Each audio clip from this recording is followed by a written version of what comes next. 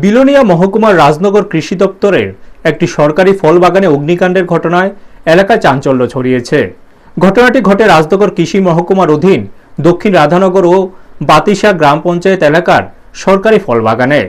জানা যায়, এই অগ্নিকাণ্ডে একাধিক লিচু গাছ আগুনে পুড়ে ছাই হয়ে যায়। তবে স্থানীয়দের তৎপরতায় আগুন দ্রুত নিয়ন্ত্রণে আনা সম্ভব হওয়ায় বড় ধরনের ক্ষয়ক্ষতি থেকে বাগানটি রক্ষা পায়। বাগানে আগুন দেখতে পেয়ে স্থানীয় বাসিন্দারা সঙ্গে সঙ্গে বাগান রক্ষণাবেক্ষণের দায়িত্বে থাকা আধিকারিকদের খবর দেন। খবর পেয়ে ঘটনাস্থলে ছুটে আসেন রাজনগর কৃষি মহকুমার তত্ত্বাবধায়ক দীপক চন্দ্র দাস সহ অন্যান্য কর্মীরা।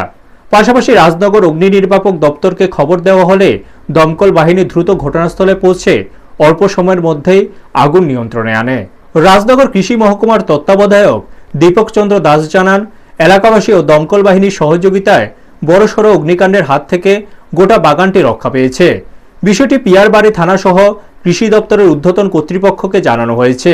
তিনি আরও জানান, ওই সরকারি ফল বাগানে লিচু, আম, নারকেল, আনারস সহ বিভিন্ন ধরনের ফলের গাছ রয়েছে এবং সম্প্রতি বেশ কিছু নতুন ফলের চারা রোপণ করা হয়েছে। তবে এই ধরনের ঘটনা যদি বারবার ঘটে তাহলে বাগানটি রক্ষা করা অত্যন্ত কঠিন হয়ে পড়বে বলে আশঙ্কা প্রকাশ করেন তিনি। ব্যুরো রিপোর্ট, নিউজ তৎকাল 24। নমস্কার, আমি এস এ রাজনগর। গতকাল রাত আনুমানিক 8টার সময় আমার কাছে একটা ফোন যায় যে আমাদের এই রাধানগর ফলের বাগানে কে বা কাহারা আগুন লাগিয়েছে। ফোন পাওয়ার সঙ্গে সঙ্গে আমি বাগানের যে ডেভেলপমেন্ট কমিটির প্রেসিডেন্ট তাপস ত্রিপুরা মহোদয় এবং সদস্য শকিল দাস মহোদয় এবং অন্যান্যদেরকে ফোন করে বলি যে বাগানে আগুন লেগেছে। সঙ্গে সঙ্গে তারা ফায়ার সার্ভিসে খবর দেয় এবং এলাকা থেকে কম করে 40 থেকে 45 জন লোক এসে ফায়ার সার্ভিসের সহযোগিতায় আগুনটা খুব দ্রুততার সঙ্গে কন্ট্রোল করে নেয়।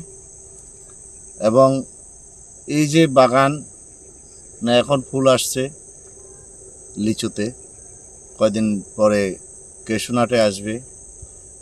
তাছাড়া আমরা এখানে নতুন করে প্রায় 12 হেক্টর উপরে নারকেল, আম, সুপারি, আনারস, বাঁশ লাগিয়েছি, অ্যাভোকাডো লাগিয়েছি। যদি আগুনটা যদি কন্ট্রোল করা না যেত তাহলে জঙ্গল শুকিয়ে রয়েছে, পুরো বাগান হয়তো ধ্বংস হয়ে যেত। তো আমি এলাকাবাসীর কাছে ধন্যবাদ জানাতে চাই, কারণ ওনারা সঙ্গে সঙ্গে এসে আগুনটা নিভিয়েছেন। তো আশা করি ভবিষ্যতে আর এমন ঘটনা যারাই করেছেন ওনারা এমন ঘটনা আর করবেন না। যদি করে থাকেন তাহলে আমরা যদি ধরতে পারি তার বিরুদ্ধে আইন অনুসারে যেটুকু ব্যবস্থা নেওয়ার ওইটুকু ব্যবস্থা নেব। আপনারা এখন পর্যন্ত স্টেপ কি নিয়েছেন? আমরা এই পর্যন্ত